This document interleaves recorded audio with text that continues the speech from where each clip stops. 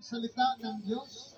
Ito ay dakilang tagubilin ng ating Panginoon na dapat ipangaral ang salita ng Diyos sa buong sanlibutan. Kaya ang pangangaral ng Ebanghelyo o salita ng Diyos, mga iniibig, ay hindi lamang ito sa loob ng simbahan, kundi ito'y inuutos ng Panginoon na kayo'y magsipangaral sa buong sanlibutan. Kaya kami po, mga iniibig, biyaya ng Diyos, hindi lamang po kami nangangaral sa loob lamang ng simbahan. Kahit dito sa dako ng palengke ay merong pangangaral. Kahit sa mga bus ay meron kaming pangangaral. Kahit sa mga street corner ay meron kaming pangangaral. Maging sa bawat bahay-bahay ay meron kaming pangangaral. Maging sa airport man ay meron din kaming pangangaral. Bakit inyo ginagawa ang ganyong paglilingkod? Dahil yan ang dakilang tagubilin ng ating Panginoon. Purihin ang pangalan ng ating Panginoon. Kaya kami biyaya ng Diyos. Hindi kami nahihiya na ipangaral ang salita ng ating Panginoon. Bakit ho? Ang sabi ni Apostol Pablo sa aklat ng Roma, sa chapter 1, verse 16, ang sabi ni Apostol Pablo ay ganito ang pahayag ng banal na kasulatan: sapagkat hindi ko ikinakahiya ang Ebanghelyo, sapagkat siyang kapangyarihan ng Diyos sa bawat taong sumasampalataya.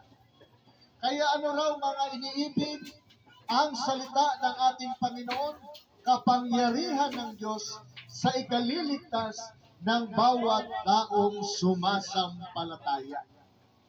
Alam niyo, mga minamahal, may layunin ang Panginoon kung bakit kailangan ipangaral ang Ebanghelyo sa buong sanlibutan. Ang dahilan, mga iniibig, kung bakit inuutos ng Panginoon na kailangan ipangaral ninyo ang Ebanghelyo sa buong sanlibutan. Ano ang mga kadahilanan kung bakit ito inuutos sa atin ng ating Panginoon? Kung ating babalikan, mga iniibig, sa aklat ng Marcos sa chapter 16, verse 15 hanggang sa 16, na ang sabi ng ating Panginoon ay ganito ang sabi: at sinabi niya sa kanila, magsiyaot kayo sa buong sanlibutan at inyong ipangaral ang Ebanghelyo sa lahat ng kinabayan.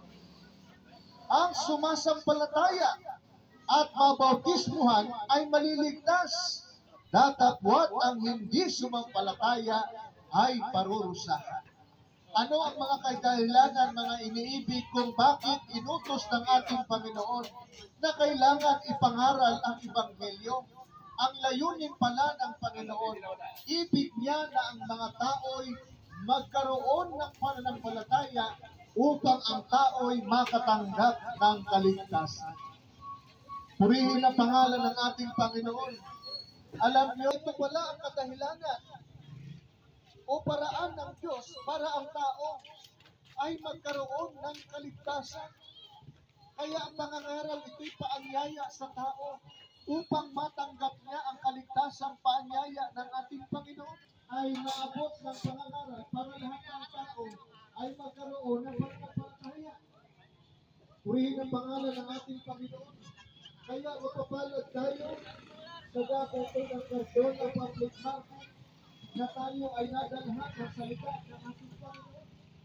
E bakit? Dahil ang layunin pala ng Panginoon kung bakit inuutos na kailangan mangaral para ang sino man lang ang mamataya sa kanyang pangaral at tanggapin si Kristo na siyang buhay tagapagligtas, ay magkakaroon siya ng kaligtasan.